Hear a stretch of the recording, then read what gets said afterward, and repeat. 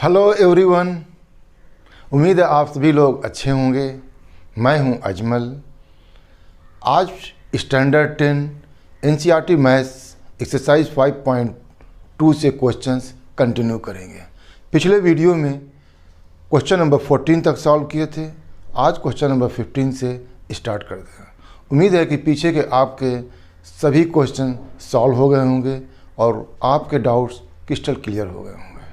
अगर आपको कोई डाउट्स है, आप कुछ और भी पॉइंट्स पूछना चाहते हैं तो आप कमेंट बॉक्स में ज़रूर लिखिए। ये क्वेश्चन नंबर 15 स्टार्ट करते हैं। यहाँ पर दो सीरीज दो एपी जो दी हुई है 63, 65, 67 और दूसरी एपी है 3, 10, 17। करा इन दोनों एपी का कौन सा ऐसा टर्म होगा, n की वैल्यू, नंबर ऑफ टर्म्स कितने हैं n की value, for which nth term of both the AP are equal. पहले तो हमें दोनों एपी के ए और डी जो है निकाल लेंगे। पहले जनरल फार्मूला लिख लेते हैं। A n equal to the solution a plus n minus 1 d. कहा कि find the value of the n for which nth term of the both AP are equal.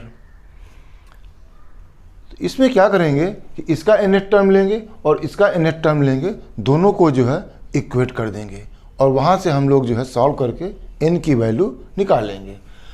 First series, first AP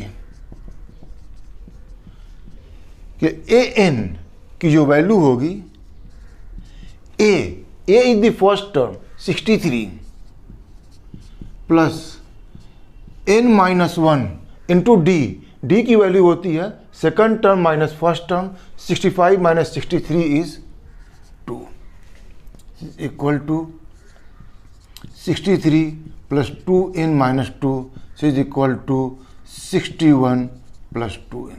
ये हमारा आया first के लिए, या इसको हम लोग कह देते हैं AN1 नाम दे देते हैं। First AP, second AP, nth term is AN2 is equal to the A is 3 plus n minus D, n minus 1 D is the common difference जो कि second term minus first term. 10 minus 3 is 7। 3 plus 7n minus 7 is equal to minus 4 plus 7n। Question में दिया हुआ है कि for which nth term of the both AP are equal, तो AN1 equal to AN2। AN1 की value 61 plus 2n equal to AN2 minus 4 plus 7n। तो यहाँ से 61 plus 4 equal to 7n minus 2n is equal to 5n equal to 65। Therefore n equal to 65.5 equal to 30। इसका मतलब 13 term ऐसा होगा जहां पर दोनों की वैल्यू जो है हमारी सेम होगी। ये हमारा आंसर है। तो सॉल्व करते हैं question number 16। Question number 16, determine the AP whose third term is 16 and 7th term exceeds the 5th term by 12। कह रहा है कि एक एपी को जो है फाइंड आउट करना है जिसका थर्ड टर्म 16 है और उसका 7th टर्म 5th टर्म से 12 एक्सीड करता है। अगर मैं ये कहूँ कि 5 एक्सीड्स 3/2, तो इसका मतलब ये हो गया कि 5 जो है 3 से 2 ज़्यादा है, तो 5 को जब मैं इक्वेट करूँगा 3 से तो मुझे 2 ऐड करना पड़ेगा। That means 5 equal to 3 plus 2। इसका एक और मेथड होता है लिखने का कि 5 - 3 = 2। देखिए 7 टर्म A7 एक्सीड्स दी A5, एक्सीड्स मीन्स इसमें ऐड करना बाई 12, तो मैं यहाँ पर 12 जो है ऐड कर दिया। कह रहे ये AP फाइंड आउट करो। AP फाइंड आउट करने के लिए मुझे जो है दो चीज़ों की ज़रूरत पड़ेगी, फर्स्ट टर्म A और कॉमन डिफरेंस D। अगर ये मैं निकाल दूं तो फर्स्ट टर्म को लिख करके उसमें कॉमन डिफरेंस मैं हर टर्म में ऐड करता जाऊंगा तो मुझे AP जो है मालूम पड़ जाएगी। nth term an equal to a plus n minus 1 d। Third term is 16, that means a3 equal to a plus ये n is the 3 minus 1 d और a3 equal to a plus 2d। a seventh term will be equal to a plus n minus 1, 7 minus 1, 7 minus 1 is 60. a5 fifth term will be equal to a plus 5 minus 1, n minus 1, n की value 5 है, 5 minus 1 is 4d। अब देखिए इस conditions में जो है a7 is equal to a5 plus 12 में हम लोग जो है ये वैल्यू सब्स्टिट्यूट करते हैं। दिया हुआ है a7 equal to a5 plus 12।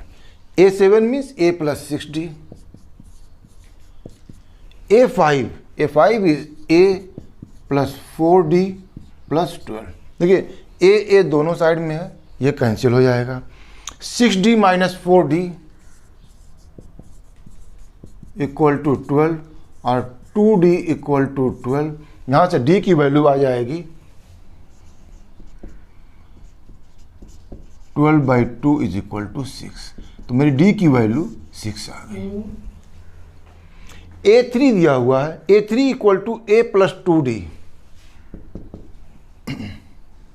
ठीक है,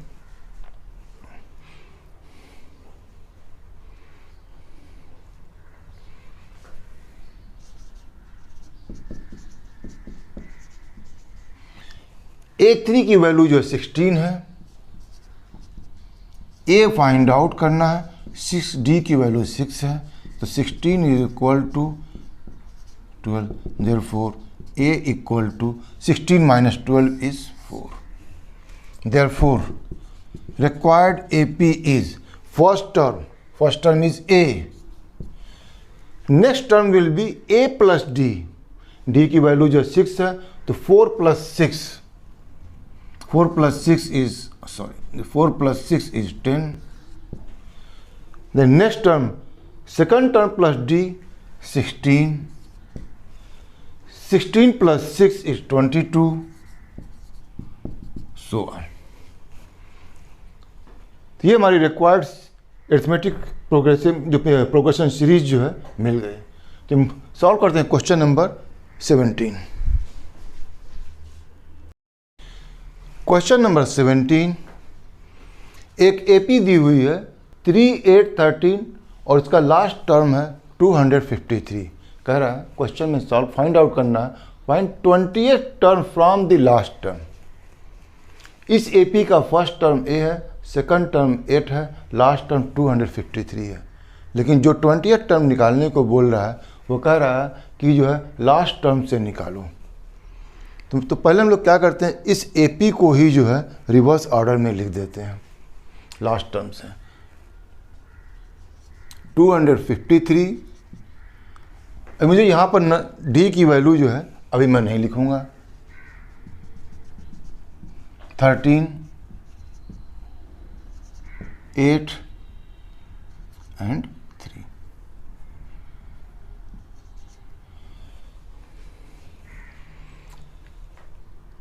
तो अब देखिए इस AP को जब मैंने रिवर्स ऑर्डर में लिख दिया तो मुझे फर्स्ट टर्म जो इसका यहाँ पर मिलेगा, इसी AP का मुझे जो है 20th टर्म निकालना है। तो ये मेरी जो है फाइनल AP बन गई। इसका मुझे फर्स्ट टर्म A मिल जाएगा 253। अब मुझे 20th टर्म निकालने के लिए कॉमन डिफरेंस चाहिए। कॉमन डिफरेंस D की जो वैल्यू होगी, देखिए यहाँ पर तो मुझे नेक्स्ट टर्म नहीं मालूम है, लेकिन यहाँ पर मुझे मालूम है कि ये मेरा जो है फर्स्ट टर्म है और ये मेरा नेक्स्ट टर्म है। तो मैं यहाँ पर d is equal to 8 minus 13 equal to -5, ये मेरा कॉमन डिफरेंस हो गया। अब मुझे 20th टर्म निकालना है, तो मैं पहले फार्मूला यहाँ लिख देता हूँ, a n equal to a plus n minus 1 d. A n की वैल्यू निकालनी है और एन की वैल्यू 20 है, is equal to 253 plus 20 minus 1 into d, d की वैल्यू -5 है।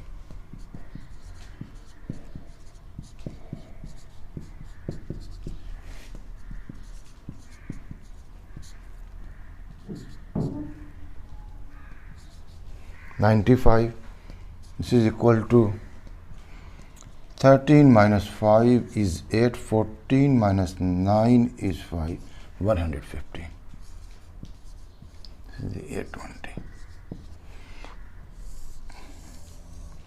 तो हमें 20th टर्म यहाँ पर जो है 158 मिल गया। फिर सॉल्व करते हैं क्वेश्चन नंबर 18। क्वेश्चन नंबर 18 कह रहा है कि एक एपी है जिसका 4th टर्म और 8th टर्म का सम जो है 24 है और 6th term and 10th term का जो सम है वो 44 के बराबर है। तो उस एपी के फर्स्ट 3 टर्म्स जो है फाइंड आउट करो। बहुत अच्छा क्वेश्चन। तो हमें जो फार्मूला यूज़ करना पड़ेगा, a n is equal to n plus n minus 1, a n is equal to a plus n minus 1 d. यहाँ पर देखिए 4th टर्म दिया हुआ है, तो 4th टर्म के लिए हो जाएगा a plus 4 minus 1 d plus A8 के लिए हो जाएगा a plus n minus 1, n की वैल्यू यहाँ पर 8 है, into d is equal to 24। a plus एक टर्म और लिख लें, a plus 3d plus a plus 7d equal to 24। a plus a is 2a plus 10d equal to 24। 2 हम लोग जो है कॉमन ले लेते हैं, a plus 5d equal to 24, therefore a plus 5d equal to 24/2 is 12। ये मुझे एक इक्वेशन यहाँ से मालूम हो गया।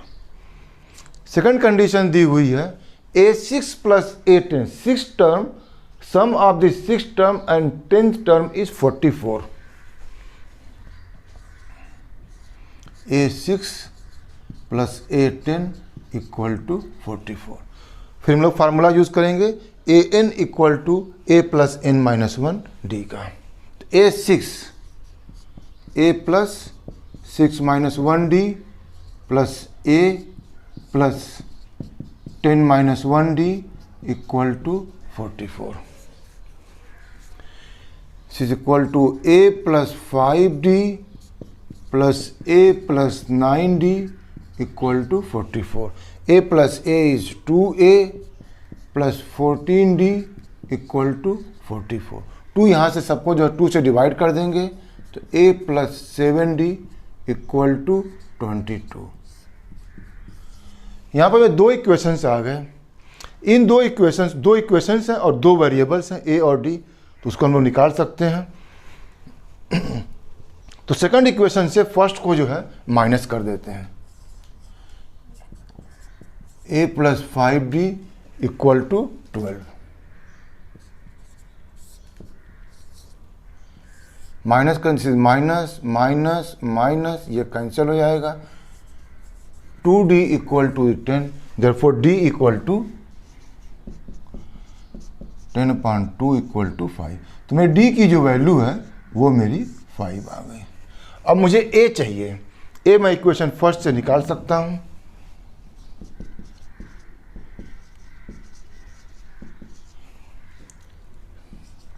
a equal to 12 minus 5 into d, d is 5 is equal to 12 minus 25 equal to -13। D की वैल्यू 5 आ गई, ए की वैल्यू -13 है। Therefore required AP first term is -13। हमें 3 टर्म निकालने, फर्स्ट 3 टर्म। सेकंड टर्म जो होगा वो होगा a plus D, mean -13 plus 5, -13 plus 5 is -8। Third term, second term plus D, -8 plus 5 is -3। तो required first 3 terms, first 3 terms of AP is -13, -8 and -3। चलिए solve करते हैं question number 19।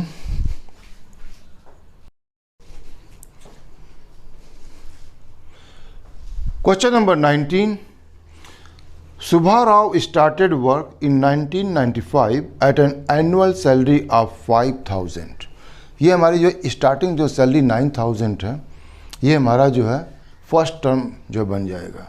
And received an increment of 200 each year, in which year did his income reach 7,000 rupees.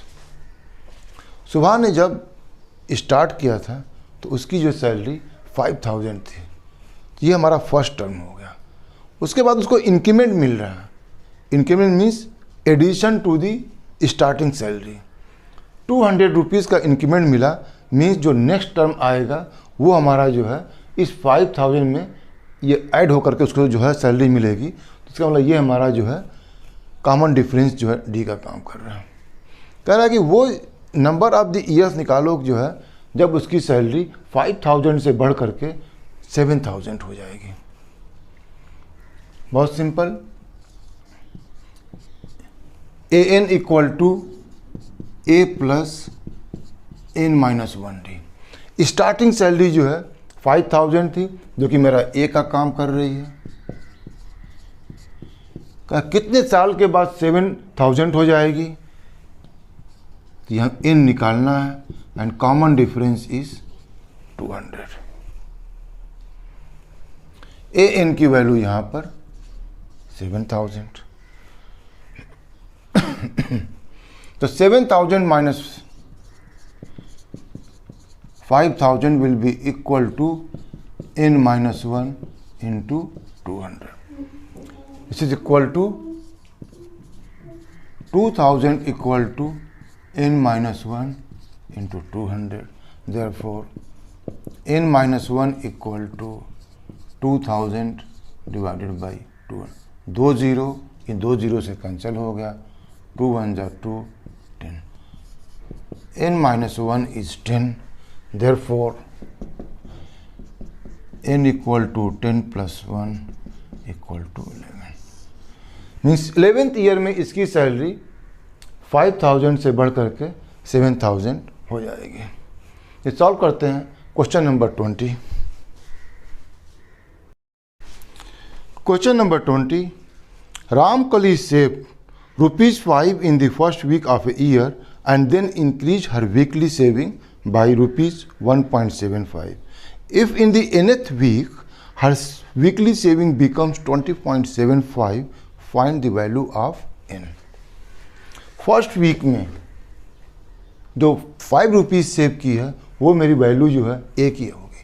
Her week में 1.75 rupees जो है increase कर रही है, वो मेरा कॉमन डिफरेंस डी होगा। And finally her total saving becomes 20.75, वो मेरी ए एन की वैल्यू होगी। एन मुझे निकालना है। A n equal to a plus n-1 d. A n is 20.75 equal to 5 plus n find out करना है, d इज 1.75।